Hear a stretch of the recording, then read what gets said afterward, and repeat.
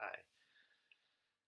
So, um, I didn't plan on making another video today.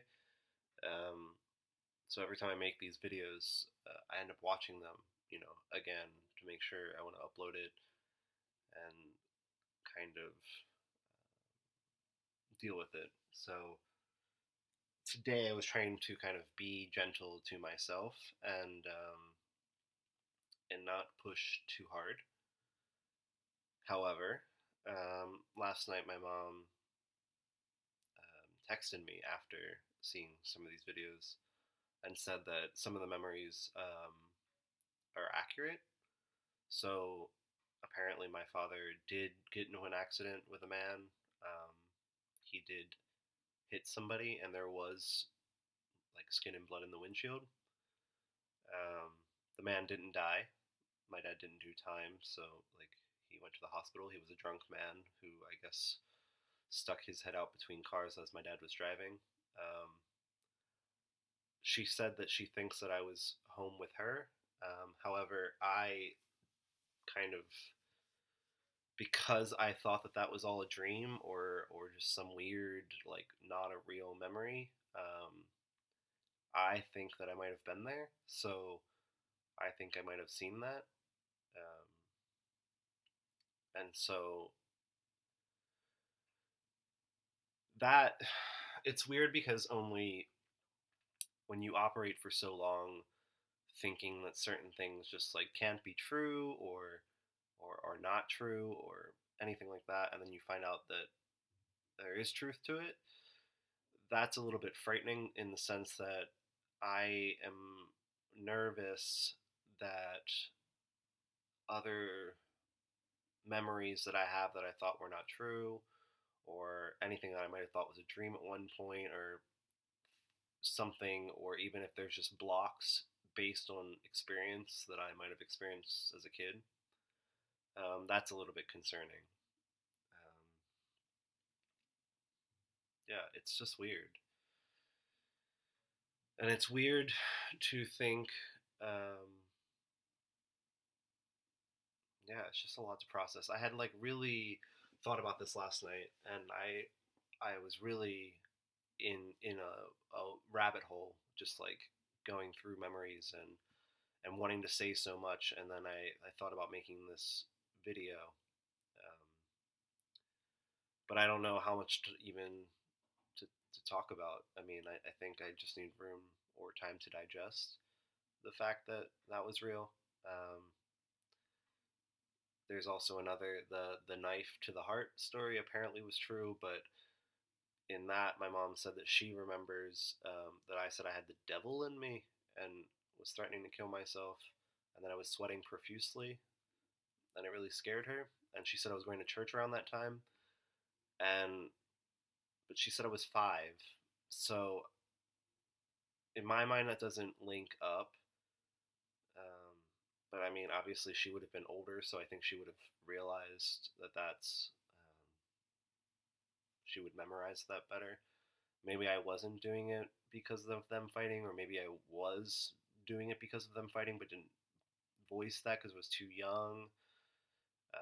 Maybe by that age, I had started to have some of the feelings I did towards boys, and maybe I had some guilt attached to that, or I'd already had some experiences that I felt guilty about.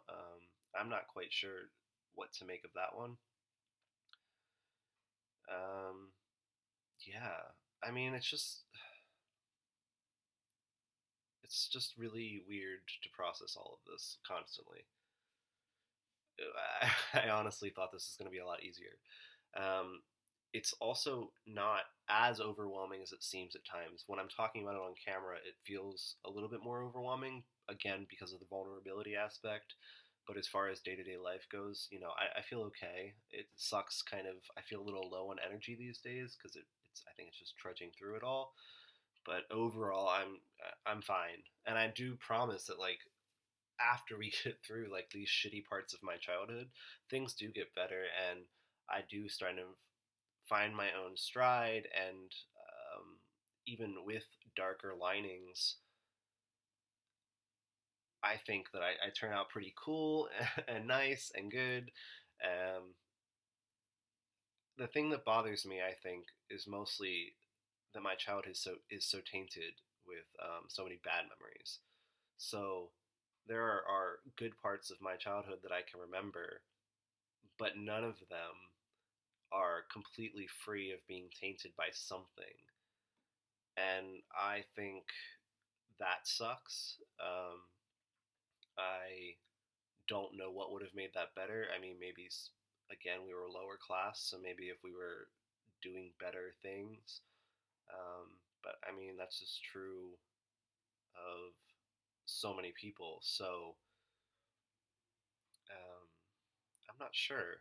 I mean, it's hard to say how good of a childhood you can have when your parents didn't have good childhoods. So it feels to me like almost like trauma is genetic in this sense. Basically, my mom was the second youngest of 8 kids, and her mom was not a very nice person, I think. I didn't spend too much time with her. My only memory of going to her house, my grandmother's house, my mom's mom, would be that uh, there was a dog, a Chihuahua, who was quite grumpy. I think its name might have been Tiger, but it had an Alf doll that it used to hump all the time and sleep with its face in the dog's mouth.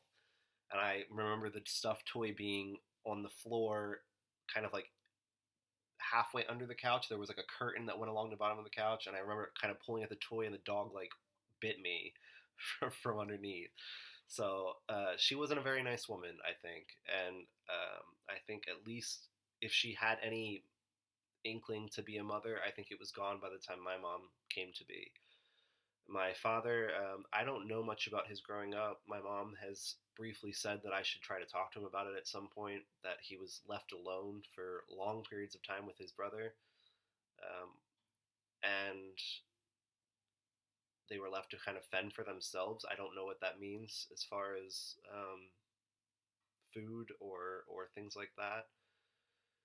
So I think he carried a lot of anger and a lot of um, difficult feelings that he never processed. And because he never processed those feelings or talked about it to anyone, I think that he was emotionally unstable for almost all of the time that I knew him. I've heard that he's chilled out these days. I don't know.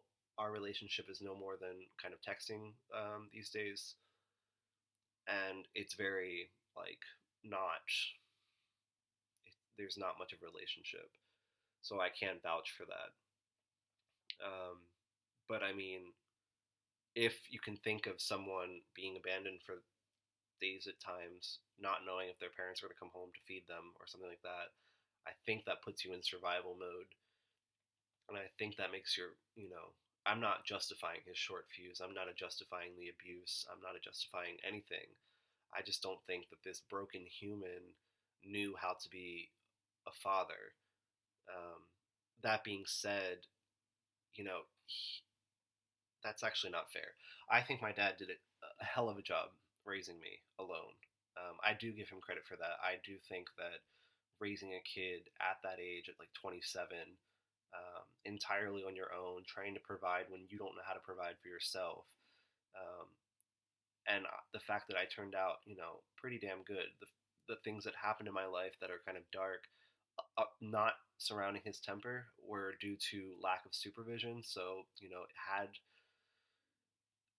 had he been more bearable of a human, maybe someone would have been there and I would have had that supervision, so things could have turned out entirely different and I would not be in the same boat.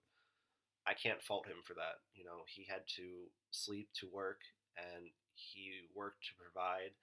And even though things were like bills were cut off, he did a damn good job. He tried his best. And for someone who had that kind of upbringing, then, more power to him. But I think these two genetically trauma things kind of bled together. I don't know how they met. I don't really know. My mom will text me about this after, I'm sure. I don't know how they met. I don't know anything like that. But I mean, I can imagine a situation where my mom, um, I think she's always been wanting love. And I think that that might come from not feeling nearly enough from home, and the fact that her mother wasn't able to provide that, and that I think she remembers her father quite fondly. So I think that then seeking male confirmations of love was something that gave her security. I think my dad had plenty of love to give. I think that it was just so tainted with everything else that he was in survival mode, but also I think he wanted to be, him against the world. And I think that he was able to provide my mom with the love that she wanted.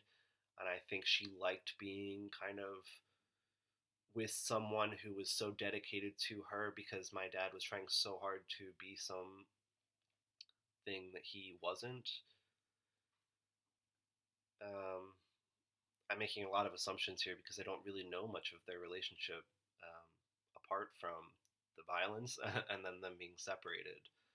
But I can see how maybe their upbringings made them drawn to each other. But ultimately, I can also see how those things are kind of passed down to me. So I think the explosive personality, the kind of mood swings, the inability to communicate in a healthy manner, I took a lot of that from my father. And I think my desperation for wanting to feel loved for a very long time and then acting out sexually is a way of, I think I might have gotten some of that from my mother. And I think it was just kind of something that I've had to deal with.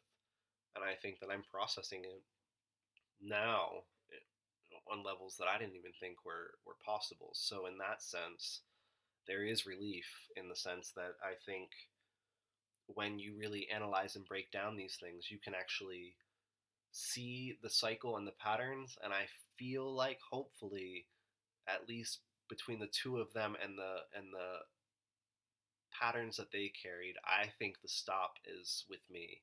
So I think that I won't necessarily carry those patterns forward. Um, but that has been something. I mean, I still deal with